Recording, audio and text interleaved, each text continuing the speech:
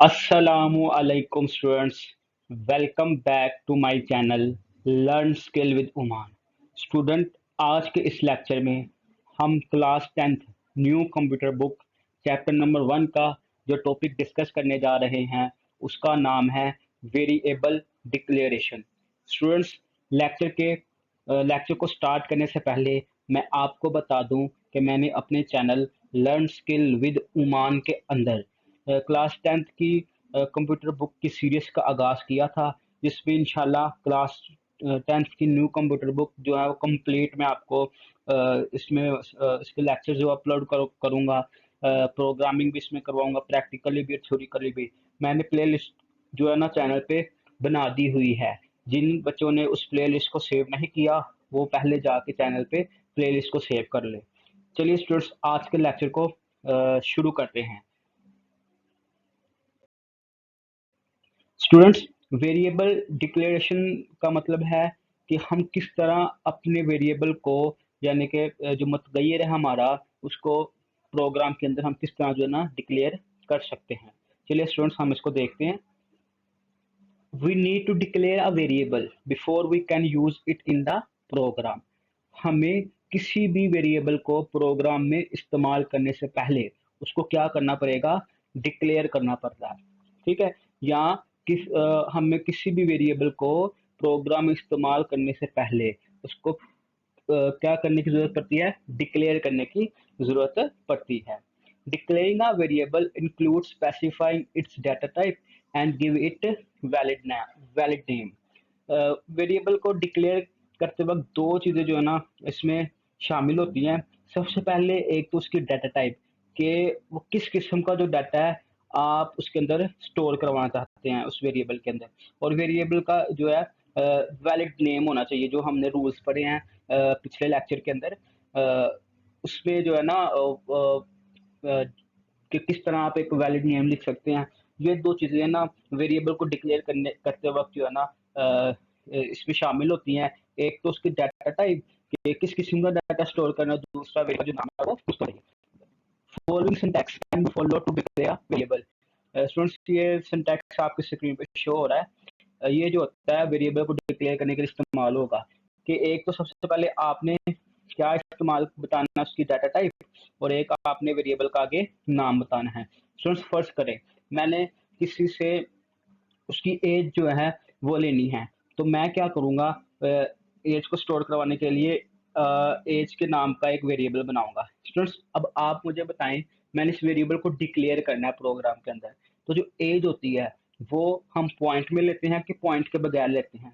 वो हम पॉइंट के बगैर लेते हैं। तो उसके लिए जो डाटा टाइप इस्तेमाल होगी वो हमारी क्या होगी, इंट। ठीक है, यानी कि जो डाटा टाइप इस्तेमाल होगी वो होगी इंट, ये डाटा टाइप आ जाएगी।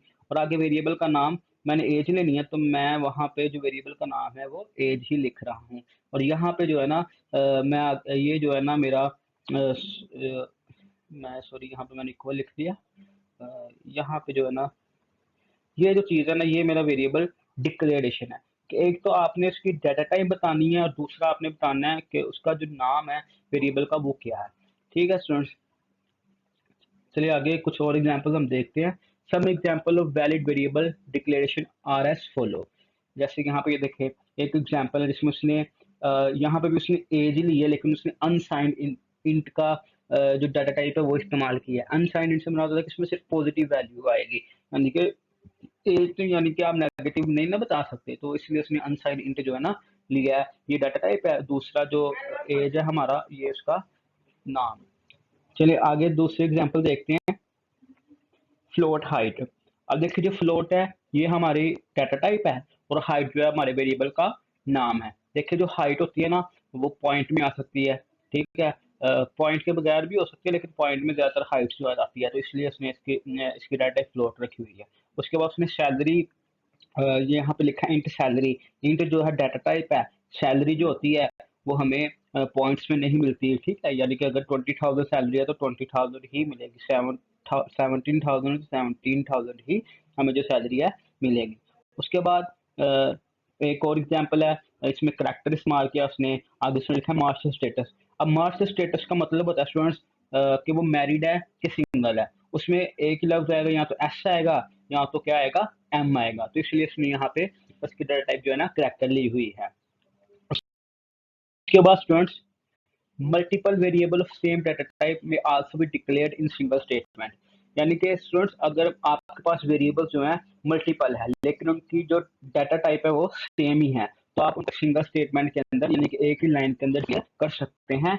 As shown in the following example, यहाँ पे आपको कुछ एग्जांपल्स शो होंगी, ये आप देख सकते हैं। देखिए यहाँ पे हमारे पास जो वेरिएबल है, एक है एज, एक हमारे पास बेसिक सैलरी, एक है हमारे पास ग्रोस सैलरी।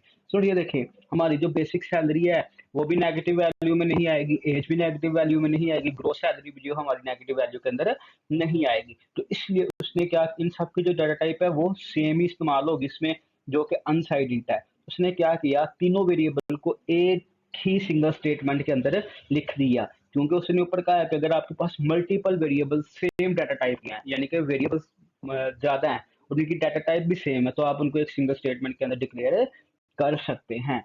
नेक्स्ट देखते हैं, जैसे यहाँ पे देखें इंट पॉइंट्स कोड और सैलरी। अब यहाँ पे उसने दोबारा सैलरी का लफ्ज जो है इस्तेमाल किया है, ठीक है। अब देखिए सैलरी जो है वो हमारी पॉइंट के बगैर होती है, ये इसलिए उसने इसको यहाँ पे टिक लिया पॉइंट्स कोड, यानी कि एक खेल है, ठीक है, उसमें वो खेल रहे हैं, उसमें उसने पॉइंट को स्कोर करना है। अब जो पॉइंट है वो नेगेटिव में भी जा सकता है और पॉइंट जो है वो पॉजिटिव में जा सकता है, इसलिए उसने यहाँ पे ना इंट जो है ना कंसीडर किया है। इंट जहाँ पे हो ये डिफॉल्ट होता है, इसको हम साइंड इंट भी जो है ना समझ सकते हैं। तो इसलिए जो है देखे दोनों की जो वेरिएबल की डाटा टाइप है वो सेम है, तो इसलिए उसने इसको एक ही लाइन के अंदर डिक्लेयर कर दिया है। उसके बाद फ्लोट डाटा टाइप है, हाइट और मार्क्स दो वेरिएबल है। देखिए हाइट पॉइंट में होती है, मार्क्स भी पॉइंट में आते हैं, तो इसलिए उसने दोनों वेरिएबल्स को एक ही डाटा टाइप के साथ डिक्लेयर कर दिया है। उसके बाद करैक्टर डाटा टाइप इस्तेमाल की है, मार्क्स स्टेटस एक वेरिएबल है, एक क्या जेंडर। देखिए दोनों की डाटा टाइप क्या है, सेम है। मार्क्स स्टेटस में भी एक सिंगल करैक्टर आएगा, मेल सॉरी सिंगल है कि मैरिड है, और जेंडर में मेल है कि फीमेल आएगा, इनका एक एक लेटर जो है ना फर्स्ट लेटर वो इसमें आएगा। उसके बाद a variable can not be declared unless we mention its data type. जो एक वेरिएबल है ना वो जो है कभी भी डिक्लेयर नहीं हो सकता अगर आप उसकी डाटा टाइप मेंशन नहीं करते। यानी कि समझना ये है स्टूडेंट्स, आपके वेरिएबल जैसे फॉर एग्जांपल मैं यहाँ पे इस तरह एक वेरिएबल डिक्लेयर करता हूँ जिसका नाम है एज, तो स्टूडेंट्स ये जो वेरिएबल है डिक्लेयर नहीं होगा। क्यों? क्योंकि मुझे इसकी जो है डाटा टाइप मेंशन करनी पड़ेगी। ये हमने सिंटैक्स में भी देखा है कि वेरिएबल को डिक्लेयर करने के लिए दो चीज़ें जो है ना वो ज़रूरी होती हैं, एक उसकी डाटा टाइप और एक उसका नाम। After declaring a variable it's data type can not B change. अगर आपने एक वेरिएबल को डिक्लेयर कर दिया तो डिक्लेयर करने के बाद आप उसकी डाटा टाइप को चेंज नहीं कर सकते। यानी कि फॉर एग्जाम्पल फर्ज करें आपने जो है ना एक वेरिएबल लेना था हाइट, ठीक है, आपने वेरिएबल क्या लेना था, एक हाइट वेरिएबल लेना था, तो आपने इसकी डाटा टाइप फर्ज करें आपने ना इंट रख दिया, ठीक है। तो अब आपको आगे जाकर जरूरत पड़ी कि आप इसकी जो डाटा टाइप है फ्लोट करें, तो आप ये जो है ना नहीं कर सकते। आपने जो डिक्लेयर कर दी है वो वही जो डाटा टाइप है इसमें मौजूद रहेगी। उसके बाद declaring a variable specifies the type of variable, the range of values allowed by that variable and the kind of operations that can be performed on it। कि कब किसी भी वेरिएबल को डिक्लेयर करते वक्त जो ये चीज़ें है ना कुछ चीज़ें स्पेसिफाई होती हैं। एक तो वेरिएबल की टाइप क्या है, ठीक है, उसमें कितनी रेंज तक जो वैल्यूज है उस वेरिएबल के अंदर स्टोर हो सकती हैं। तीसरा उसके ऊपर किस किस्म का जो ऑपरेशन है आप परफॉर्म करवाना चाह रहे हैं। यानी कि वेरिएबल को डिक्लेयर करते वक्त ये जो है ना ये देखनी चाहिए कि एक तो टाइप उसकी क्या है, दूसरा उसकी कहाँ तक वैल्यूज जो है उसके अंदर स्टोर हो सकती हैं, और तीसरा किस किस्म का जो है ना आप उसके अंदर फंक्शन परफॉर्म करवाना चाहते हैं, ऑपरेशन परफॉर्म करवाना चाहते हैं। फॉलोइंग एग्जांपल शो अ प्रोग्राम डिक्लेयरिंग टू वेरिएबल्स। यहाँ पे आपकी स्क्रीन पे एक पिक्चर आएगी जिसमें आपको कुछ एग्जांपल दी गई हैं कि किस तरह आप वेरिएबल्स को डिक्लेयर कर सकते हैं। ये देखिए स्टूडेंट्स, यहाँ पे उसने जो है ना एक वेरिएबल लिया जिसका नाम है ग्रेड, और उसकी डाटा टाइप क्या है, करेक्टर, ठीक है। एक वेरिएबल लिया वैल्यू और उसकी डाटा टाइप क्या है, इंट है।